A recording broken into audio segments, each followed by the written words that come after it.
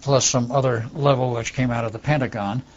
And many years after this, after Phil was dead and gone, I was on the one and only time on the program as a talk.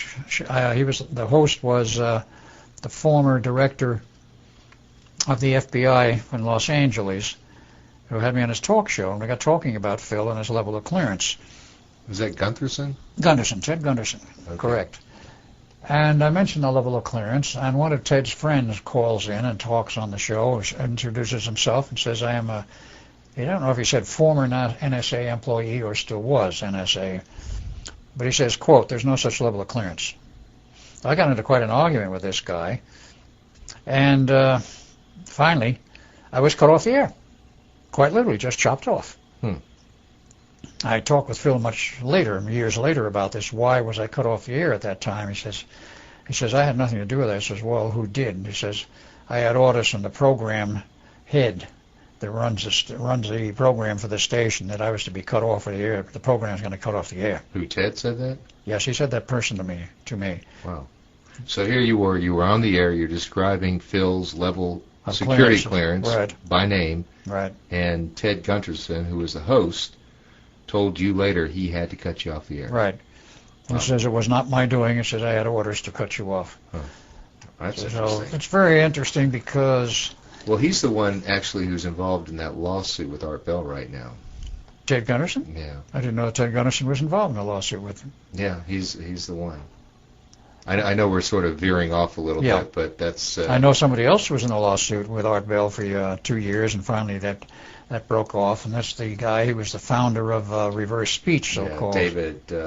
Oates. David Oates. No, just to let all of you guys know, it was... there was this... On the radio, this insinuation on Gunderson's program that Art Bell was... child molester. Pedophile, right. I remember those charges, but I never knew that was on his radio program. I never knew who made those charges. I did not know that Ted Gunderson had made them. Well, in reality, he didn't. He did not? He did not make those.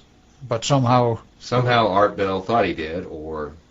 was told that there's a mystery behind all Yes, that. there is some mystery involved in this whole thing. Yeah. It became quite a problem with Art Bell. He went off the air twice because of it. He's now back on, but it was basically because of family problems involving his son. Well, it's I just watched this tape, so it's an interesting story. Yeah. But let's get back to Phil Schneider. Right.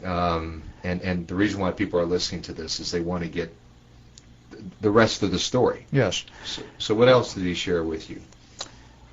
He mentioned the fact that he had been in Europe and in Russia, and though he claims he never rode on these underground railroad systems, he helped build them. And he says, among other things that he was aware of, was the huge pile of UFOs, of wrecked ones that we had, and that we were shooting down UFOs at the rate of approximately 7 a month. And did he see these piles of UFOs? Yes, he did personally. And where were they? He didn't specifically state where in the U.S., other than there was more than one. There were several piles of them. But he said while he was in Russia on NATO business, he looked into the matter over there, and he said they had football fields. He said fields full of junk UFOs have covered 2 football fields. He said they were shooting them down at the rate of about 1 a day. And I said, well, what about the occupants? He says, I don't know what happened to any of the occupants. But he said the orders have been out for quite some time. This would mean prior to 95. That anyone who comes in to the Earth closer than, as I was told, a 250-mile periphery above the surface of the Earth, a 250-mile zone, safe zone for us, any closer than 250 miles above the surface of the Earth, they'd be shot down no matter who they were, friend or foe. They had to have clearance to come in closer, no matter who they were. Well, see, I would say, the listener would say, if these guys, these UFOs, these extraterrestrials, had the capability to do space travel, couldn't they counter our defensive measures? Not what we have now.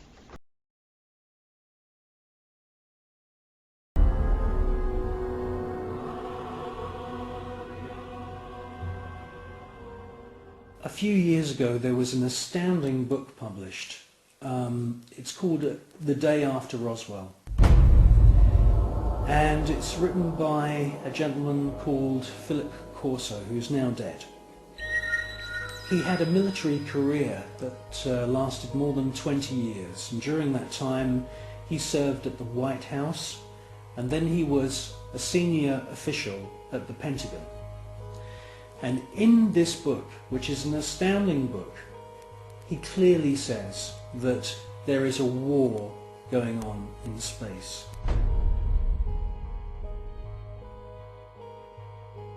In other words, NASA and the American military have designed weapons. He says in his book that some of the weapons are based on patents of the genius inventor Nikola Tesla. Philip Corso tells us that there are plasma beam weapons being used against these UFOs, and that sometimes these UFOs are hit.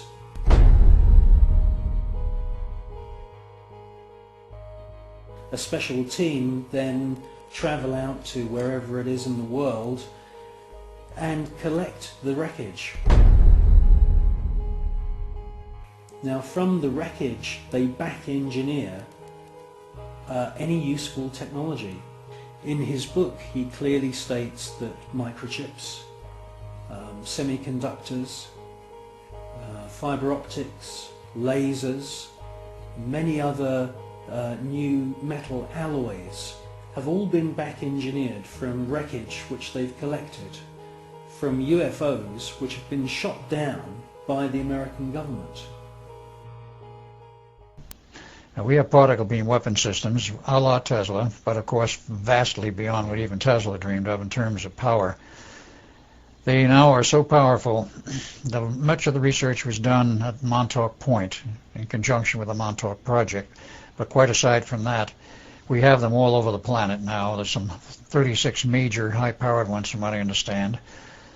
And the power level is now to the point with one of the newer ones, which is a twin beam, particle beam, which is transmitted as a scalar transmission system. And if you know anything about scalar theory, which maybe some of your listeners will, if you cross two scalar beams so they cross each other, you manifest a strict electromagnetic beam with all of its manifestations at that crossover point. So what they do is they aim two of these particle beams in the scalar mode out into space wherever they want to, and when they want it to, let's say, produce a physical manifestation such as converging on a UFO and blowing it out of the sky, they will focus it that way. Now, it will take a bit of power to do this. The power now is up into the terawatts region.